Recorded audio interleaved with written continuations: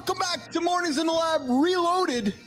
This hour, we're diving deep into a provocative and strange new frontier. And I picked this topic from my two buddies, Marty and John. Yeah. We're talking about the rise of AI sex bots. Yeah. Oh, brother. Oh yeah. Brother. Baby.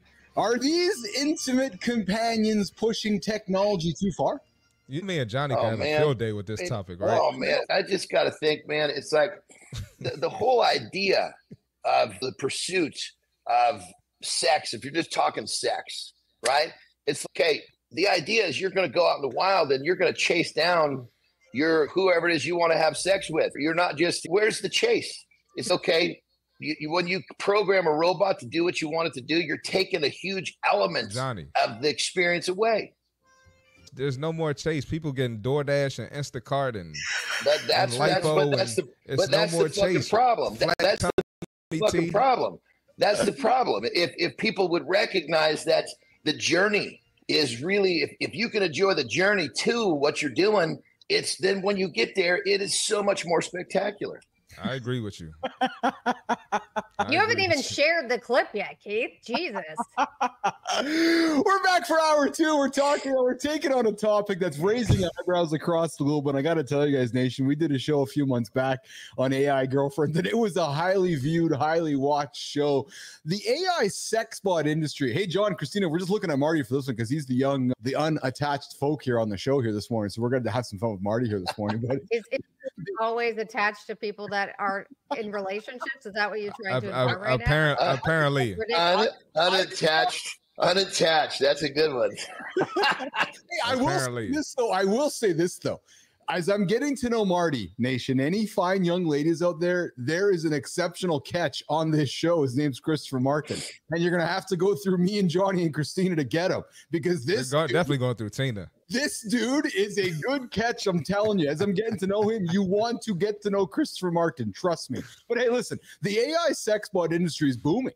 And it's sparking some serious questions about intimacy, control, and the future of human relationships. Now, listen, AI is not just staying on our apps and devices anymore. Nope, Marty. It's getting personal, real personal. We're talking about custom-made AI-driven partners, virtual and physical, designed to fulfill our deepest desires with any real-world consequences. So the big question, team, how is this going to change how we connect with each other?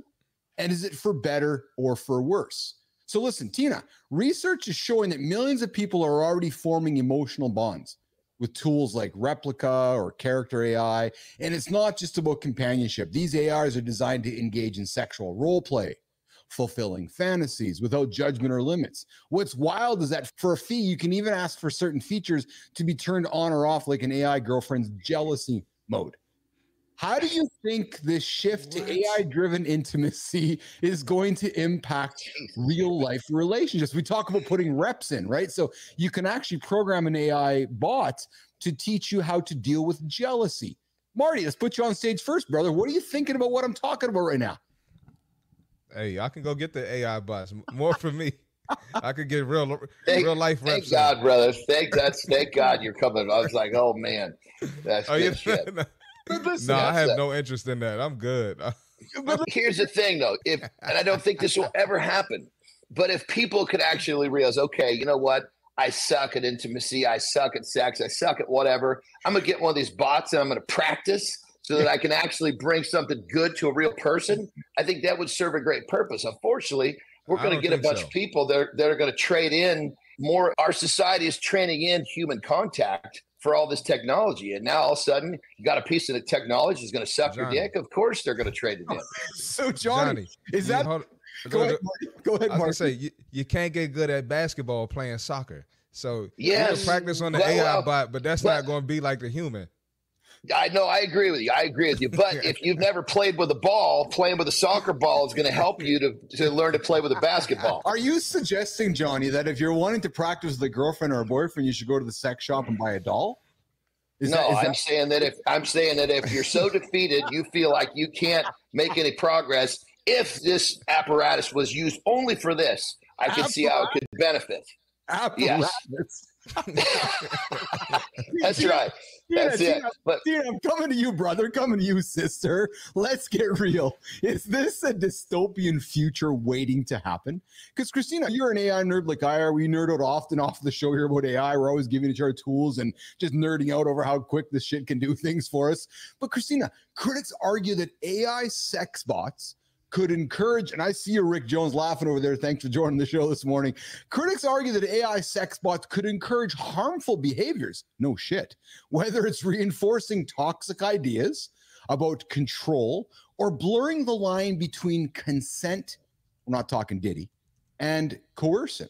Are we opening the door to more manipulation and abuse by replacing human partners or dolls with AI that's programmed, and here's the key word, Kristina, that's programmed to be perfect? Is this going to lead to normalization or of damaging behaviors? What's your point of view on this, Kristina? Especially as a mother. Like, I'm really curious to hear your point of view on this, Kristina. I think it's really fucking interesting that where my brain goes is, what's the data that these have been trained on? And if we can think about likely what the data is these have been trained on is the porn industry, and existing content surrounding the porn industry definitely reiterates what you're saying here, which is like that idea of consent, that idea of coercion, that idea of what is and is not sex, and what is like reality versus a presentation of reality. And so that makes me concerned. I don't think my concern is going to do anything about it, quite frankly. Another way that my brain goes is this reality of like our brains, if we don't use something, we lose it. And so if we're using these ideas of social interaction, if we are not using our brain surrounding actually going out and meeting people, we will lose that ability to do, and we will gain more anxiety. So it's like this self-perpetuating cycle. We're putting ourselves in these heightened states of dopamine and excitement, and our brains are reacting in that way. And then when we go out, we're really uncomfortable because we're actually not using that part of our brain that's going to consistently make us more comfortable in that area. So it's concerning. I think it's a dystopian future reality. Yeah, 100%. It's happening. And so it's a matter of what are you doing about it? Yeah. Here we got to get this question on the table here. Can you buy one of these bots? Like you could go into a grocery store and buy a package of lunch meat. Is it that simple? I'm sure soon enough it will be. Is there an age limit on this thing, or is it just okay? Your nuts drop, you're horny as hell. Go get one of these bots and then trade your Xbox in, and now you got a sex bot and a couple boxes of cereal, and you disappear for a couple of days, like you would have if you're playing, Xbox. But now you're sitting there having some. There's got to be some restriction on this thing. So Johnny, I'll tell you, they're figuring shit out, but I can tell you right now, you can easily download the Replica app. You can easily download the Character app. I have played with the Replica app on my phone. I have engaged with the Replica girlfriend app. Easy to do because I wanted to try it out, and created a girlfriend for myself and called her the alternate Lauren, actually, because I was messing around with it, and it interacted with me just like any girlfriend would, and it was pretty bizarre experience. Right. So it's easy to do. But here's the thing. Let's shift gears for a second, John. Marty, looking at you two boys. Let me pull my pants down real quick here, because whoa, hold on. John, you can't just say that without context. Man. We know. I'm about ready to lay it on the table here. When I was young, I was a boy, and I figured out how to masturbate, how to jerk off. It was like I was looking for every quiet spot I could find where someone would leave me alone. You put one of these in front of me, it would have completely changed the trajectory of what I was doing and how I was doing it. And I would be a different adult right now. I was high. Once I was a late bloomer. So once my shit actually fell into place, man, I was making up for lost time. And I had something like this. I can't imagine how it would have changed me in a better way. I got my lovely wife on the going, Lauren, stop. Yeah, did she know that you had done that before you just announced it on air? That's actually a great question. I was just messing around. Listen, I wasn't looking for girlfriends. I was messing around with the app to see how it all worked. I know. Yeah. Lauren, did she know, or is she discovering this in this moment like we are? Oh, sure. I don't know. I just share a bunch of things. It's funny, actually. True story, not to digress, but talk about discovering things. Remember when the Ashley Madison thing all happened? I was part of that because I was trying to work with Ashley Madison. So when all that shit happened, there's old Keith's name in all the files and everything because I was trying to work with that Noel Bitterman guy. So it was funny when this whole Ashley Madison thing came about because the same thing was like, did anybody know? No, I did. I was trying to work with the company. But anyways, let's shift gear for a second. We talked about the dark side about this whole situation, but there's inevitably some humor in all this. We're entering a world where you can essentially have a harem of AI girlfriends. Yeah, I thought of that as soon as you said something. That's what it's going to be. So imagine all these different girlfriends that you can hang out with, whether they're digital or real. But just imagine that, Marty, Johnny. Good night. Yeah, I think back to myself when I was in college and I finally got my shit going. It was like, as I went out and I learned to socialize and I learned to pick up chicks and I learned to memorize phone numbers as part of my pickup line. This was all part of my development as a person. If I just stayed in my dorm room with my Monday night, my Tuesday night, my Wednesday night, they weren't real people, John, I wouldn't have developed that interaction. So as we wrap up the segment, the big question is this, nation. What happens to human connection in a world where AI partners are available on demand? Yeah, download the Replica app and you got a girlfriend. Is this the future of romance, or are we setting ourselves up for a world where real intimacy becomes obsolete? And listen, we're going to have this show long enough where we can figure this out. I invite you, drop us a comment below, and we'd like to know your take. How do you think AI sex bots will impact relationships? Last thing, me being the youngest on here, people are already socially awkward. Yeah, already and it's weird. Worse. And it's getting worse. Yeah. So it's going to be a disaster. That's why I said it's going to be better for I agree with you, brother. I agree with you. I don't think this is helping anything. There you go. I'm excited because in the future, we're actually going to be like, and we've got AI sex bot as a guest.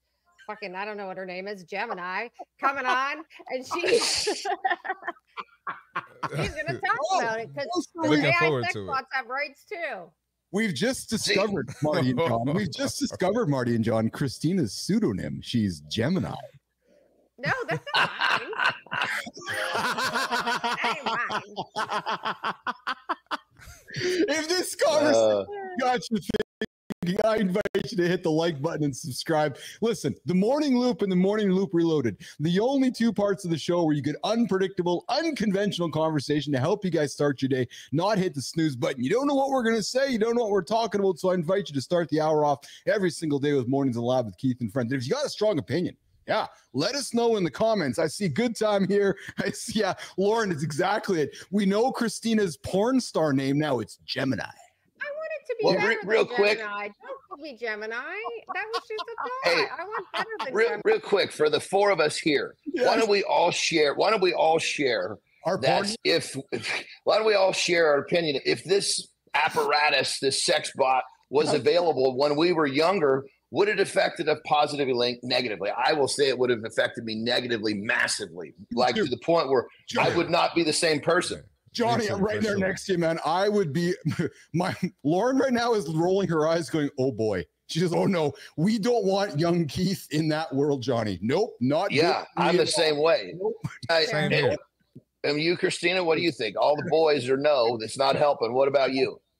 I think it wouldn't have helped. Likely my Catholic guilt would have stopped me from doing anything about it anyways. It did in every other sense. So that's the way I suspect it would go. And then I guess the show, as a show, we're displaying the fact that we're worried that this is not going to help humanity. Yes. And you know what, team? We're going to be around long enough because we're going to be around long enough to see this happen. So what we're going to commit to you, Business Athlete Nation, is that we're going to bring AI sex bots onto the show. Yep, true story. Yeah, so we're going to bring on all these different bots and we're going to have some fun with them. And not the fun you're thinking. Get your mind out of the gutter. True story. Yeah. All right, listen, let's get moving, Jimmy. We got a couple guys who are experts in the gym. They know a thing or two about being strong, lifting weights, and then the whole thing about training. And I sat down today and I said, hey, Marty's a basketball dude. John's lifted a few heavy things in his life. John stepped on stage doing some bodybuilding. John's also stepped in a ring doing some wrestling. But I'm thinking there's all different kinds of training that has to happen to achieve certain goals. So we're going to put Marty and John in the gym. They're going to talk about training for different things, whether it's trying to get strong. I don't know, Marty, what the word I'm thinking about AI sex bots right now. The differences between training for basketball, training for strongman, training for bodybuilding, and training for wrestling. Coming up in a second. Yeah. There we Coming go. up in a second. You got it. We'll see you guys. Get Keith off the screen. Well, brother,